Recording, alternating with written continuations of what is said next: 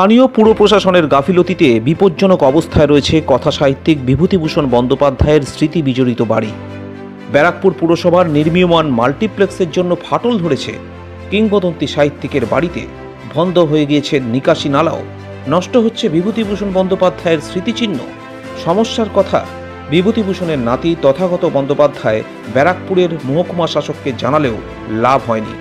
আগের মহকুমা শাসক A.K. আজাদ ইসলাম কথাও দিয়েছিলেন তিনি বিষয়টি দেখবেন, কিন্তু 6 মাস অতিক্রান্ত হয়ে গিয়েছে, কোনো সুরাহা মেলেনি।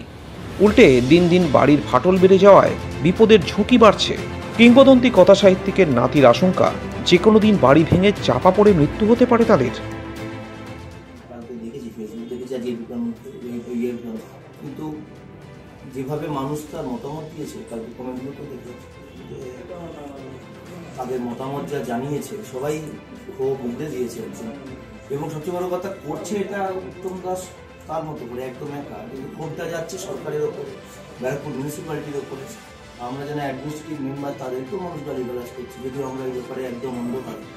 এবং আমরা চাই যে ইমিডিয়েট এটা কাজটাকে বন্ধ করে আগে এই সমস্যার সমাধান যাতে কাজটা হয়। যতটা যা করার বারবার ছুটে আসছি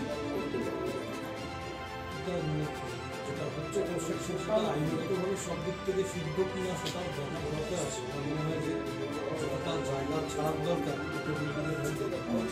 ততটা ছেড়েছে কিনা আমি খালি চোখে দেখে আমি বুঝতে পারবো না। যদি সরকারিভাবে এটা মেপে দেখা হয় যে আইন অনুযায়ী হচ্ছে কিনা, কারণ আমাদের কতগুলো বেআইনি অন্ধকার, মানে কিভাবে হচ্ছে, কি করে হলো, কি অসুবিধা, আপনাদের সাথে কি কথাবার্তা হয়েছে আমরাই কেউ জানি না। উনি একা সব ওনার মতো করে করেন, আর গালিটা খেতে হয় আমাদের সবাইকে। কাজের দায় তো আমরা নিতে পারি। জায়গা একটা কমপ্লেক্স, আমরা চাই কমপ্লেক্স হোক, কিন্তু আগে এই সমস্যার সমাধান হোক, তারপর কমপ্লেক্স হোক। কিন্তু বিভূতিভূষণ বন্দ্যোপাধ্যায়ের বাড়ি নষ্ট করে একটা কমপ্লেক্স হবে, ব্যারাকপুরবাসী হিসাবে তো এর থেকে লজ্জার ব্যাপার হয় না। আর যেখানে আমি অ্যাডমিনিস্ট্রেটিভ কমিটির একজন সদস্য, এই মুহূর্তেও অ্যাডমিনিস্ট্রেটিভ বডির মেম্বার, আমি এই জায়গায় দাঁড়িয়ে আমি ওটাকে কালকে দেখলাম মানুষ এইসব বিষয়ে কোনো ধারণাই নেই। তারা একটাই জিনিস বোঝেন, সেটা হচ্ছে পয়সা। আমার ধারণা অনেক পয়সার লেনদেন হয়েছে, যার ফলে কি সেগুলো হিসেবটাকে উড়িয়ে দিতে হবে, যার ফলে এই ধরনের জিনিস হয়ে যাচ্ছে। বিনা পারমিশনে করেছে।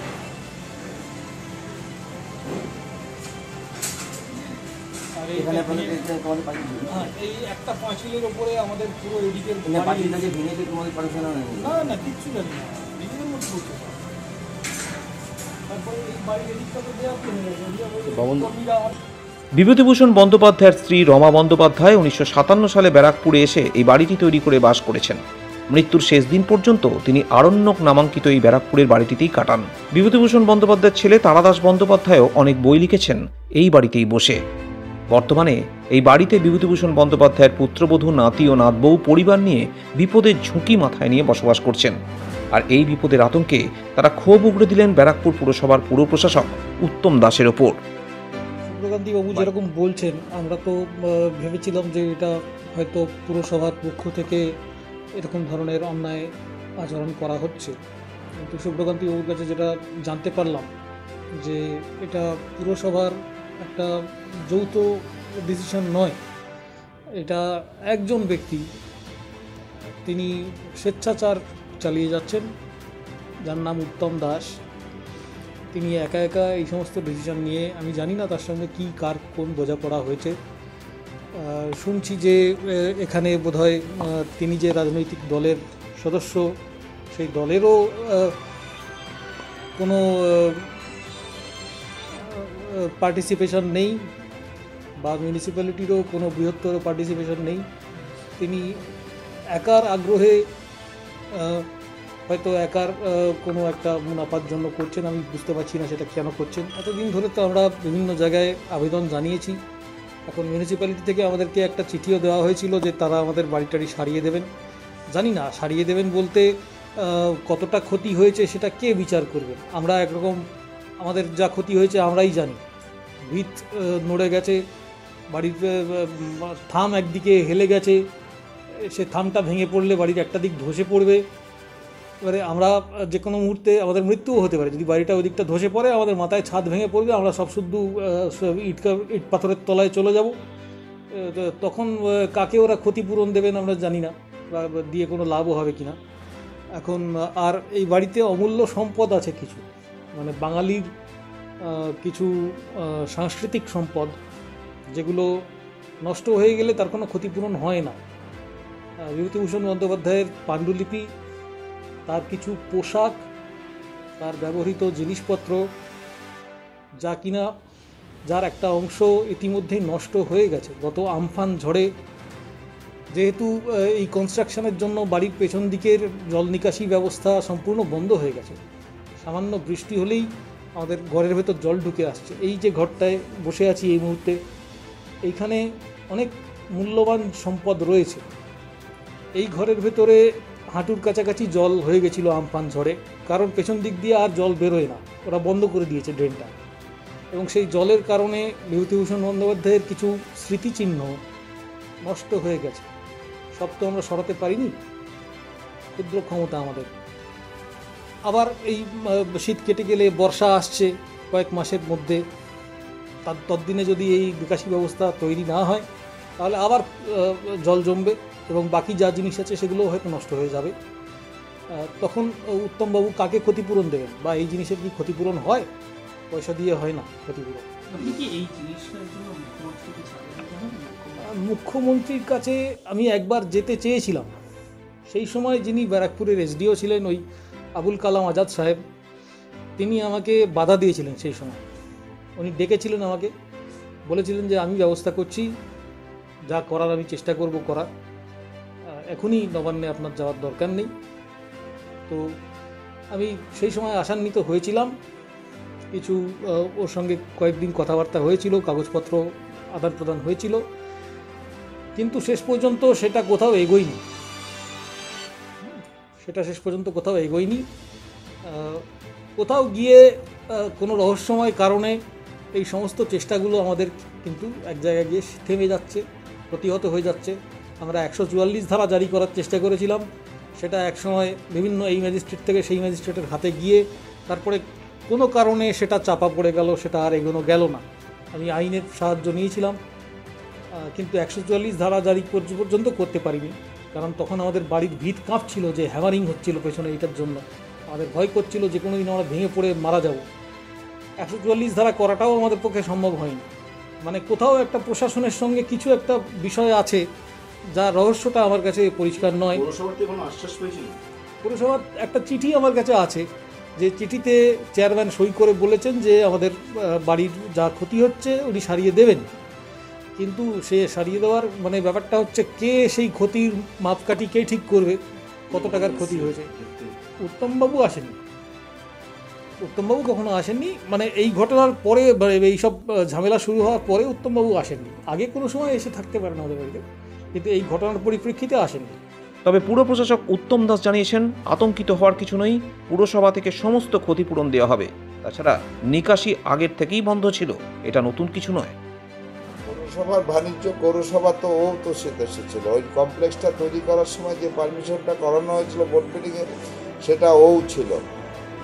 এখন ওই ধরনের কথার আমি কোনো মূল্য দিচ্ছি না। আর এই ধরনের সেই বোর্ড অফ অ্যাডমিনিস্ট্রেটর হোক বা পার্টি মেম্বার হোক, এই ধরনের লোকের কথার আমি কোনো গুরুত্ব দিই না। মেইন ব্যাপারটা যেটা হচ্ছে, আমাদের যে প্রজেক্টটা হচ্ছে, এটা সরকারি প্রজেক্ট, পৌরসভার প্রজেক্ট।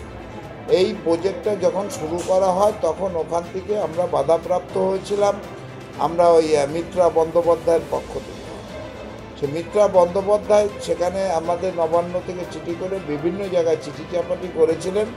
তখন আমি ওটাকে ইন্সপেকশন করে ওনাকে কোর্ট পেপারের উপর আমি মুস্তেকা দিয়েছিলাম যে আমাদের ওই প্রজেক্ট করানোর জন্য যদি ওনার মিনিমাম ক্ষতিও হয়, সেটা আমরা সম্পূর্ণভাবে পৌরসভা তার দায়ী থাকবে এবং সম্পূর্ণভাবে তার ড্যামারেজ পৌরসভা দিতে বাধ্য থাকবে। আমি সেইভাবে কোর্ট পেপারে মুস্তেকা দিয়েছি।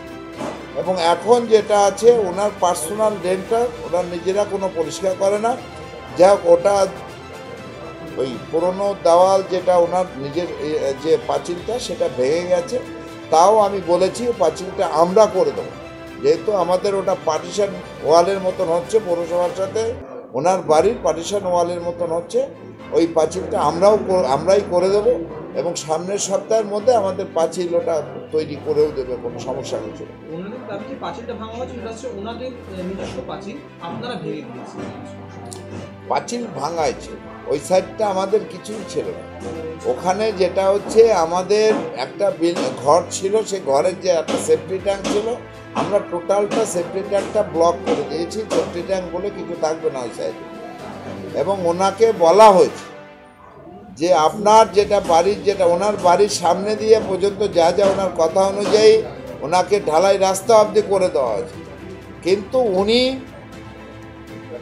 মানে দলীয়ভাবে রাজনীতিগতভাবে একটা বাতাবরণ তৈরি করা, বাজে বাতাবরণ তৈরি করার সৃষ্টি করছে। আমি এটাকে এখানে আমার যেটুকু কর্তব্য, যে ব্যারাকপুর পৌরসভা যে কাজটা করছে, যে প্রজেক্টটা করছে, এটা ব্যারাকপুর মানুষের জন্য করছে, এটা ব্যারাকপুর পৌরসভা কোনো ব্যক্তিগত কারণ না। এবং তার জন্য উনি প্রথম থেকে নানা রকম বাধা সৃষ্টি করেছেন। আমি মুসলেকাও দিয়েছি কোর্ট পেপারে, যদি পৌরসভার যাতে ওনার মিনিমাম ক্ষতি হয় সম্পূর্ণভাবে ড্যামারেজ পৌরসভা দেবে। সে ব্যাপক ড্যামারেজ আছে। ইঞ্জিনিয়ার, আমি আজকেও ইঞ্জিনিয়ার পাঠিয়েছি, আগের এক সপ্তাহ আগেও ইঞ্জিনিয়ার পাঠিয়েছি, আজকেও ইঞ্জিনিয়ার রিপোর্ট দিয়ে গেছে। এবং আমি কনজারভেন্সি লোককে অর্ডার অলরেডি দিয়েছি, সেখানে মাঝে মধ্যে পরিষ্কার হয়। আগামীকালও আপনি যাবেন, দেখবেন ওখানে পরিষ্কার করে ক্লিন আছে।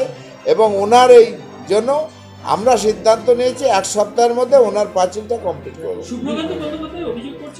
শুভ্রকান্তি কথার কোনো মূল্য আমি দিচ্ছি না, সে পৌরসভার লোক, পৌরসভা বিরোধী কথাবার্তা বলছে। আমি এই জানে আমি দুঃখ প্রকাশ করি, তাকে মানুষ ভোট দিয়েছে বা ইয়ে করেছে। শুভ্রকান্তি কথার উত্তর আমি দিতে পারছি, কিন্তু বিভূতিভূষণ বন্দ্যোপাধ্যায়ের বাড়ি না ওটা, ওটা তারাশঙ্কর বন্দ্যোপাধ্যায়ের বাড়ি। সে বাড়ি সে যার বাড়ি হোক, সে জেনে গেছে, দলের উচ্চতার নেতৃত্ব সবাই জানে। এই ব্যাপারটা আজকের ঘটনা না, এটা অনেকদিন ধরেই জানে।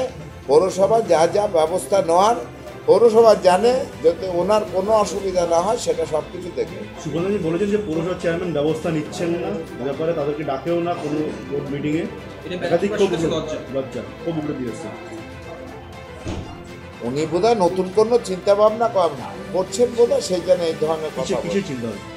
চিন্তা ভাবনা যেটা আপনারা বলছেন বেসুরের কথা, উনি হয়তো সেই বেসুরের ভাবনা নিয়েছেন, এই জন্য এই ধরনের কথা পৌরসভা। তো উনি তো অত কথা বলে, যে ভাষাটা ইউজ করছি সে ভাষাটা সবাই যেটা ইউজ করে সেটাই আমি ইউজ করছি, সেই জন্য হয়তো ওনার এখন পৌরসভাটা ভালো লাগছে না।